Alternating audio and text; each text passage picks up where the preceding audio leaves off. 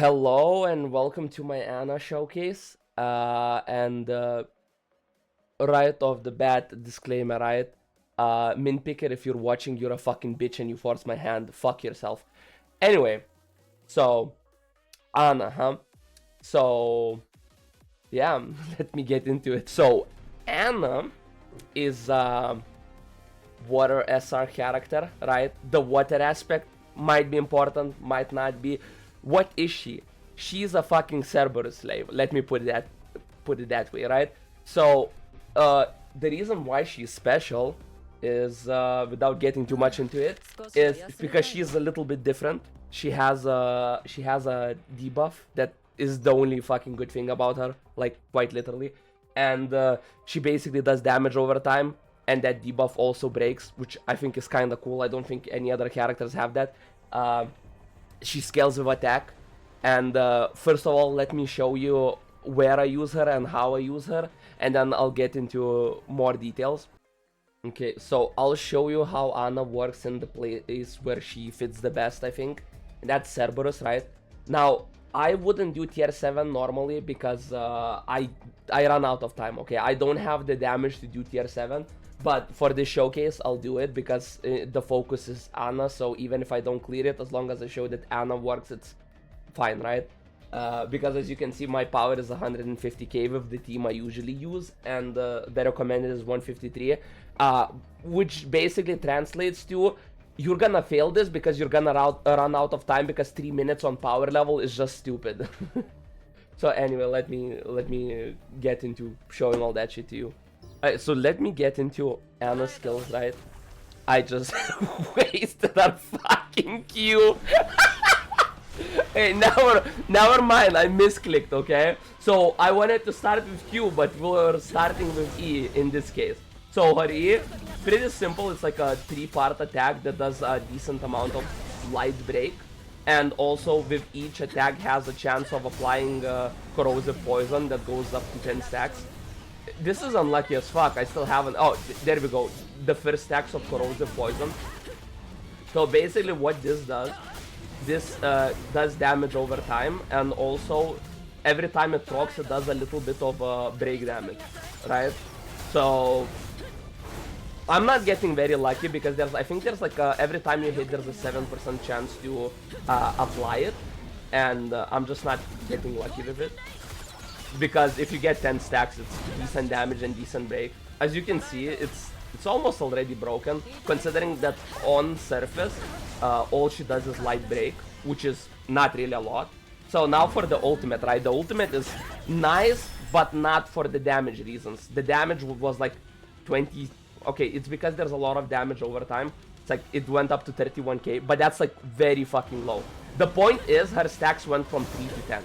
That's the whole point of her ultimate. You use her ultimate to fully stack it up. But she's not the damage dealer here, right? Now I will switch to my damage dealer. That's a good one. It doesn't do damage, just saying. See, I already basically did way more damage than her ultimate did. So right now I'm just rotating back into Anna because I also want to show her QTE, which it doesn't really matter in the hindsight because her QTE basically just has an additional chance to apply poison. Like here it is. I missed it. Never fucking mind. Her QTE is not important. It's like, it's just like it's a decent skill. That's it, you know, right? And okay, basically I'm running out of time here because you know, as I said, I don't have the damage. Anna doesn't do the damage. Why you use Anna in Cerberus is, right, because Anna, if you got scammed, right, and you never got SEO, that's I probably displayed SEO somewhere here just so you have her for reference, right? If you didn't get SEO, right, Anna is a good alternate option to break Cerberus, right? She's not gonna be the damage dealer, right? Because on Cerberus, you know, you don't really have options for damage dealers. So Anna, okay. So I already showed you how she looks in Cerberus, right? She breaks it pretty fucking decently, right? She's nothing too game changing, right? But I'll tell you this in perspective, right? Tier 5 was the bane of my existence when it came to Cerberus. The moment I got Anna, I was instantly able to move up to tier 6. But like in tier 5, I was already at like 140k power, right? And I couldn't fucking move up. And Ana just did that little push because, I mean, she's just kind of decent damage, right? So Ana, right? She's pretty fucking standard. She's basically an attack scaler. There's not really much to it. She's not too fancy. So like she's not too fucking well built, right? She has just whatever was left over that was decent, right? Like if I rebuild her, I could make her better, but as I said, I use her in one spot, right? So as long as it works, it works. So you basically just want her attack as high as possible. HP in Cerberus doesn't matter because if you're dying in Cerberus, right, HP is not gonna help you. It's like especially past like half bars, like past 30, right? If he hits you, right, it doesn't matter how much HP you have, you're just gonna get one shot. Cerberus is like get good or die, you know? So defense HP doesn't matter that much. So you want her attack as high as possible. So her artifact options, right? So on Ana, you can't really go wrong with an attack set. In reality, attack set is probably just the best all-rounder for her. There are other options though, for example, like going power acquisition set, which I haven't tested it, but I think potentially this could actually be just straight up better because like as I highlighted, her poison is the best part about her. And with a power acquisition set, if you have a 4 set, right, you basically just ensure that you can ulti at the start. And if you ulti at the start, you can apply the 10 stacks instantly, basically. The only thing is, right, that I don't really like about the power acquisition set, these stats, like these are not reflected in the power level. So when you have this set, your total power is always gonna be lower. Not like it really does anything, it's just kind of like a metric, but you know, I like big numbers and I cannot lie. So other options for sets would be the crit set. I mean, because the game recommends it, you know, attack, crit damage, crit rate, you know, all that. I feel like it's a good one if you don't have anything decent for attack or power acquisition. And break, but break I'm a little bit on the fence with because I don't know how it scales exactly. Obviously the 2 set effect, once it breaks you do more damage, but as I said, Ana is not really about the damage. For her, you're kind of just using her to break it, and she does supplementary damage that is pretty decent. And for this one, I don't know for the 4 set if it actually applies to the poison. I know it definitely applies to her Q and E, but I'm not sure if it applies to the poison. If it does, it might be actually better than crit set, but I'll just put it in the 4 spot. But yeah, if I'd had to rank the sets to go, it would definitely be power acquisition followed by attack, by crit rate, and then the break set. This one doesn't make sense. I know that might be like a curiosity for someone. This one doesn't make sense because aside from the ultimate skill cooldown, this does nothing because her ultimate doesn't do any damage. Like, it's literally her ultimate's purpose is to stack her poison. So something I just wanted to highlight. And as far as my own gear goes, disclaimer, it's fucking horrible. It's actually just straight up shit. Let me put it this way.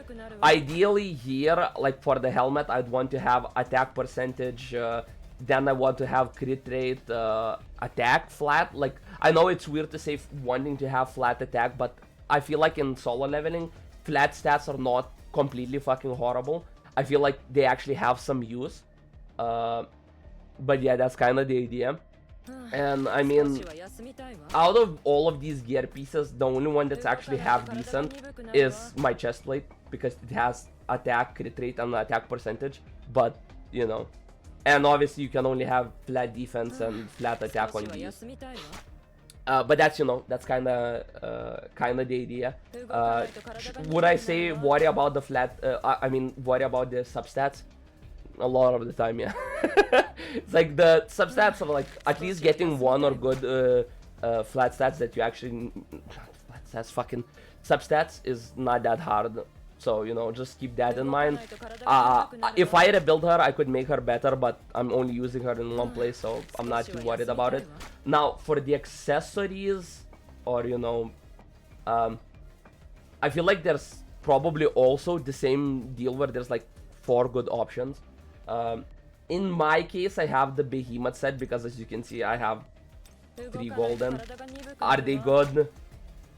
Kinda, but also not really. For example, the ring is bad because the ring is just flat HP, where I would prefer having flat attack or percentage attack. Didn't get lucky there. Necklace, I think, can only be flat HP, so you know that doesn't matter. And then here I have the substats are kind of bad. Like the water damage is good, but the substats are bad. So anyway, so for the options for this one, honestly, I don't think I would even include Behemoth's necklace, or rather just Behemoth set as an option. I feel like it's good for everything, but at the same time, it's really fucking good for nothing. Like, if like on Cerberus, I would have done a lot more damage if it wasn't for Behemoth set, because it does nothing up to 70%. And then after you get 20% damage increase. As I could saw, I was like at 80%, right? So like the first 30% goes very fucking slowly. So this is not even good. Like, don't use what I'm using, basically. However, the sets I would say that are actually pretty good is using the Aquamarine, because it's just basically just a 28% attack increase, and obviously our poison scales with attack, so that's good. And also because of the way this set works, it also gives attack to the rest of your team, so that just works. Other options are the Red-Eyed, which is pretty good because that's just kind of 20% buff right there. The Beast, the only problem with Beast is the fights, I feel, are a lot of the time too short to fully stack it up and utilize it, but this could definitely work. And then that's kinda it. Like, the other ones are niche. For example, this one, right? In Cerberus, if you're getting hit, most of the time you're getting one-shotted, so landing that, unless you like land the low HP at the start of the fight, it doesn't work. And if you have a healer, he might fuck that up for you, so this is not really that good. And this one is kind of hit or miss. This could work, it couldn't work. Like, arguably this is straight up better than using Behemoth, but as I said, Behemoth is kind of what I had at the start and I didn't really think much of it, and re-gearing in this game is kind of expensive, so just something to keep in mind, you know. So this is what I have. This is by no means optimal. I only use her for breaking, that's it. And also to mention her I guess the fucking weapon option, right? Obviously, like, for some reason we don't have SSR weapons for SRs, right? So just kinda go with whatever gives attack. And for example, I use Steel Longsword because it has elemental weakness damage increase. I feel like that's decent. Other options you could use, not this. I don't think there's like any other options. I might have not gotten another good SR weapon that would work. I feel like this probably is the best.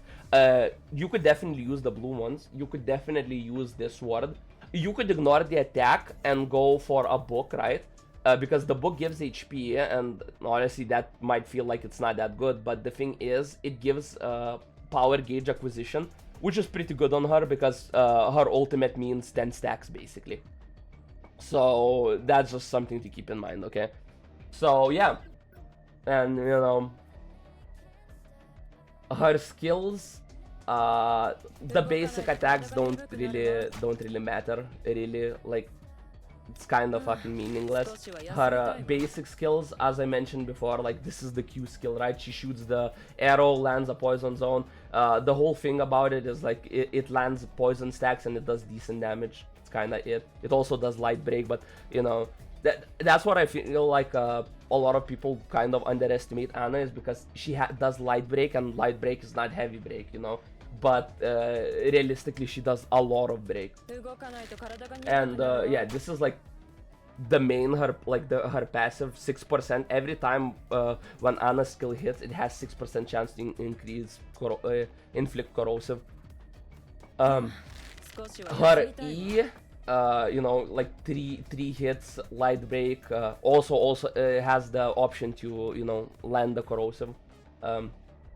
So that's something. This one doesn't really matter unless you're using her in the main characters party, and I think you shouldn't use her in the main characters party because she's not that good in the main characters party. Her QTE is just decent. There's not really much to say about it.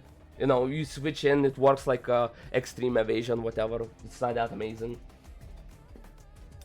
And her ultimate, as I mentioned before, it's good for one reason, and that's applying poison. It's not really there for damage. Yeah, you see 2100, that's so good. The thing is, right, you shoot out, it says several, I think it's 5, and at most it's gonna directly hit like once, and then you're gonna have pools that apply corrosive basically constantly, and that's just basically the best part about it. Yeah, really, that's kinda just it about her. And another important thing about her is advancements, right? So if you don't have her advancement 3, right? This is not really a good look. If you don't have her advancement 3, I'd say only use her if you're at the last straw and you can't like progress at all through Cerberus, and you don't have any other options like Seo. That's the only reason you should use her. Like, advancement 3 is where she jumps from being an SR to an SSR, because like this enhanced corrosive poison is when she becomes really actually fucking good. Until this, she's decent, but that's all. She's decent, but she's not fucking insane. With advancement 3, she becomes insane. I mean, unfortunately, I can't really show it because I have her on advancement 1, and just so you know, the game scammed me on water characters. So, just kind of wanted to highlight that, right? Why am I even fucking using her is because I don't have options, okay? That's why I'm using her. Like, maybe she's not even that good. I just don't have options, okay? Just saying. So yeah, is she worth it? If you're fucked, right, and you can't, like, if you're overgeared as fuck, right, and you're still stuck at, like, low Cerberus, right, you can't progress at all, but you have her, right, and you're wondering if you should build her, I think she's worth the investment. She does good break, her poison is decent, like, all of the parts fucking work. But, like, if you have other options, like Seo, or I don't remember, Nam, I think, some shit like that. I think, like, those might be a little bit better options, but yeah, if you don't have any other options, she's really good. I think she's worth building. Other than that, thank you for watching this shit video about semi-optimal character that I have not built optimally, and hope you have a nice day. And also, Mint Ficker, go fuck yourself.